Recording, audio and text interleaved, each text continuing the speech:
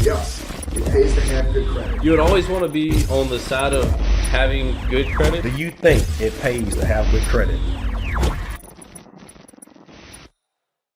Welcome to the It Pays to Have Good Credit podcast, where we talk about credit scores, business, finances, and take calls to answer all questions related to those topics. To call in, call 225-243-9700 and press option 1 to join in. All right, so in this episode, I am not trying to be offensive in some of the things I'm going to talk about, but this is an episode that I really haven't, went into detail about. So lately, especially here in 2024, people finances are tight. People are budgeting. People are literally one extra bill per month or one unexpected change in their finances can make or break them paying their car note on time. So I want to stick to the thought that America, we really don't have not really an income issue or a money saving. Well, not saving, but I don't think income is a big problem in America. A lot of people are like, oh, inflation happened. Our bills went up, our expenses went up, cost of living went up, but our income is still the same, which I get it. Hey, look, if the cost of living went up, my $25, $30, whatever y'all are making these days, $20 an hour, whatever it covered 3 years ago is much different now. You're still making that same amount, but these bills and groceries and things have went up. I get it. I totally get that. However, hear me out in this episode. And I'm going to talk about some things that has went viral over the last month on social media.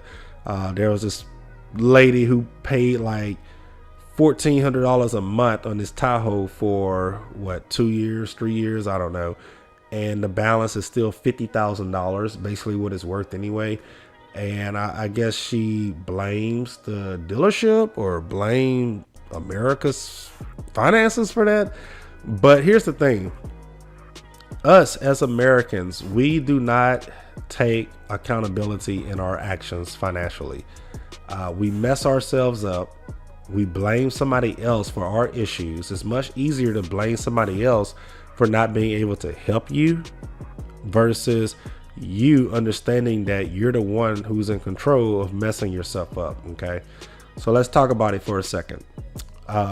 We get a lot of people in the credit repair industry, and credit repair can help a ton of people that's out there, regardless if you hire a service or do this stuff yourself. Credit repair can really be beneficial to you. Anyone at home that has negative items on their reports, you have a great chance of getting those removed. Now, here's the thing. It's not promised. It's not guaranteed. So if something doesn't go in our favor or in the customer's time frame favor, then they're always leaving bad reviews under a credit repair company, or they're always calling in and getting mad with the credit repair organization, when in reality, the credit repair company is just trying to help. We're just trying to work on these negative items. It's not our fault that it's on here. It's only been a month or it's only been 2 months. Like, give it a break, So a lot of people do make bad financial decisions. And then when things happen to them financially, they tend to blame somebody else other than themselves. So, in this, I'm probably going to add a picture or video of this girl here, but like I said, she went to this dealership, probably didn't look at anything she signed on paper, just got excited because a brand new Tahoe or whatever, Suburban, something she got. And I guess she paid $100,000 for it, or right at near it. That's the first red flag right there. I am not paying almost $100,000, not even $80,000 for a Tahoe, a Chevy Tahoe. Just not happening.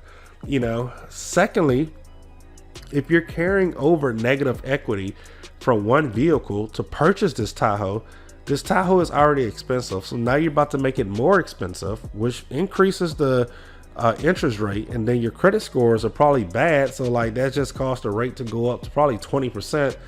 So yeah, you paid $1,400 a month for a few years and you're still at $50,000. I mean, that's just insane. That's literally victimhood. Like, the only person that did this is you.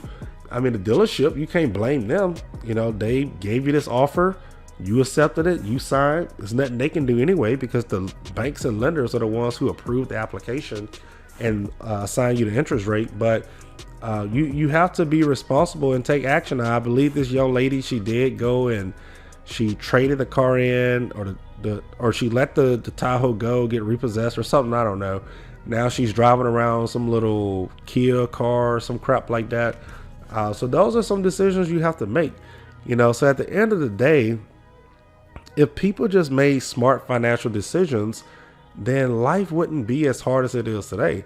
You see, America is in the highest credit card debt that sits right now. You know, in this year, 2024, it's like people are just maxed out on credit cards, can't pay their credit cards off, and times are just really bad right now. This is the worst credit card debt the country's ever been in. So, you know, I tell a lot of people, it's not the product and it's not the people that's trying to help you or that sold this to you or did this for you. At the end of the day, you must take accountability in yourself. And if you can't do that, you're never going to get ahead. You can't sit here today and say, okay, my credit is like this because it's my fault, or my bank account is like this because it's my fault. I didn't say, you know, this is because it's my fault. Once you realize and understand that and take full accountability for yourself, life will go a whole lot easier. If you use credit to improve your lifestyle and would like to share your story on the It Pays to Have Good Credit podcast, feel free to reach out to us at info@SturgisCreditRepair.com. Sturgis is spelled STIRGUS, creditrepair.com.